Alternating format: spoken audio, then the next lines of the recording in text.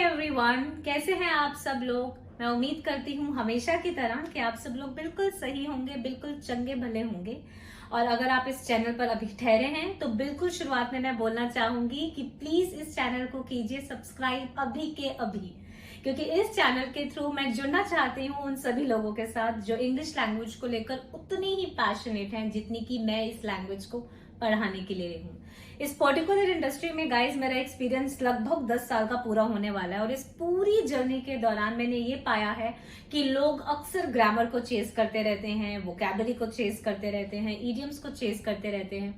कहीं ना कहीं फ्लुएंसी और वो जो नेचुरलनेस होनी चाहिए किसी भी भाषा को बोलने में, उसे मिस कर जाते हैं। तो ये सारी वीडियोस जो मैं बनाती हूँ आप लोगों के लिए, उसका इंटेंशन सिर्फ इतना होता है कि हर वीडियो से आप कुछ ना कुछ जरूर लेकर जाएं। बहुत ही सिंपल, बहुत ही शॉर्ट और बहुत ही सरल वीडियोस होती हैं इस पर्टिकुलर चैनल पर, उन लोगों को भी ध्यान में रखते हुए जो बिल्कुल बिगिनर हैं। मैं नहीं चाहती कि मैं इस तरीके की वीडियोस बनाऊं जिसे देखकर आप डर जाएं और घबरा जाएं और आप सोचें कि हमसे ना हो पाएगा।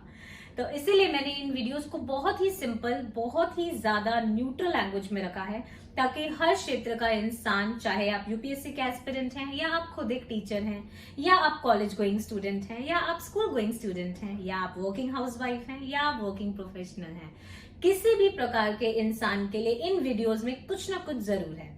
तो मैं कोशिश करूंगी कि हर एक वीडियो में उतना ही एफर्ट डालूं जितना मैं आज तक डालती आई हूं, और उसकी मोटिवेशन मुझे मिलती है आप लोगों के लाइक्स और सब्सक्राइब से। तो please continue to motivate me and continue to like the channel which is meant for you by me. Let's start today's video.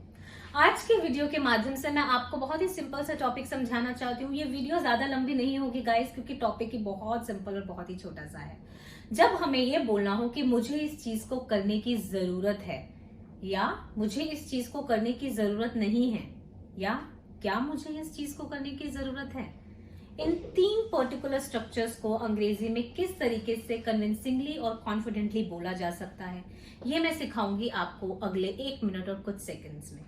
अगर मुझे ये बोलना है कि मुझे कुछ थोड़ा सा वेट कम करने की जरूरत है, तो इसे अंग्रेजी में इस तरीके से बोला जा सकता है कि I need to shed some weight और I need to reduce my weight. इस पर्टिकुलर स्ट्रक्चर को एक नॉर्मल तरीके से भी बोला जा सकता है। फॉर एग्जाम्पल, अगर मुझे लग रहा है कि कल मुझे सुबह 6 बजे जल्दी उठना है, तो मैं बोलूंगी I need to sleep right now, मतलब मुझे अब बिल्कुल ही सो जाना चाहिए। अगर मैं अभी नहीं सोती हूँ तो सुबह टाइम पर नहीं उठ पाऊंगी। तो नीड को हमेशा जरूरत की तरह ट्रांसलेट ना करें। बहुत ही स्ट्रॉन्ग डिजायर या बहुत ही स्ट्रॉन्ग कंपल्शन आती है अगर अंदर से या बाहर के सोर्सेस से, तो हम इस पर्टिकुलर स्ट्रक्चर का यूज कर सकते हैं। अगर मुझे ये बोलना हो कि मुझे किसी पर्टिकुलर काम को करने की जरूरत नहीं है, तो हम उसमें डोंट का प्रयोग कर सकते हैं। For example, I don't need to wear any formal dress for my work, मतलब मुझे अपने काम के लिए फॉर्मल कपड़े पहनने की जरूरत नहीं है, बिकॉज मेरे पास कोई ड्रेस कोड नहीं है। और अगर मैं ये बोलूं कि मेरी अंग्रेजी ऑलरेडी बहुत अच्छी है, I don't need to join any English language classes, it means कि मुझे इंग्लिश क्लासेस को ज्वाइन करने की जरूरत नहीं है। अगर यही चीज मैं अगर किसी सामने वाले इंसान के लिए बोलूं जो सिर्फ नंबर में 1 है, मतलब अगर एक इंसान के लिए एक वचन में इस स्ट्रक्चर को यूज करना हो, तो हम नीड्स का प्रयोग करते हैं। फॉर एग्जाम्पल, उसे अपनी एप्लीकेशन आज जमा कराने की जरूरत है, so he needs to submit his application by today itself. और अगर मैं अपनी सिस्टर के बारे में बात करूं कि उसे थोड़ा सा कम बोलने की जरूरत है क्योंकि वो बहुत ज्यादा बोलती है, बहुत ज्यादा प्रॉब्लम्स में फंस जाती है, तो she needs to talk a little lesser. तो जैसे कि आप देख सकते हैं कि नीड का यहाँ पर एग्जैक्ट ट्रांसलेशन हमेशा जरूरत से नहीं होता है। किसी को स्ट्रॉन्ग सलाह देने के लिए भी हम इस पर्टिकुलर स्ट्रक्चर का प्रयोग कर सकते हैं। इसी पर्टिकुलर लाइन में अगर हमें नेगेटिव सेंटेंसेस बनाने हो किसी और इंसान के बारे में, तो हम डज का प्रयोग करते हैं। For example, she doesn't need to come to the office, she can submit her application online, मतलब अपनी एप्लीकेशन देने के लिए उसे ऑफिस में आने की जरूरत नहीं है, वो ऑनलाइन भी अप्लाई कर सकती है। इसी तरीके से अगर मैं अपने फादर की बात करूं तो मैं ही प्रोनाउन का प्रयोग करूंगी। मैं ऐसे बोल सकती हूँ कि उन्हें ऑफिस जाने की जरूरत नहीं है, उनका जो ऑर्डर है वो घर तक आ जाएगा। So he doesn't need to go to office, his order will come at home directly. I hope आप ये पर्टिकुलर स्ट्रक्चर समझ पा रहे हैं।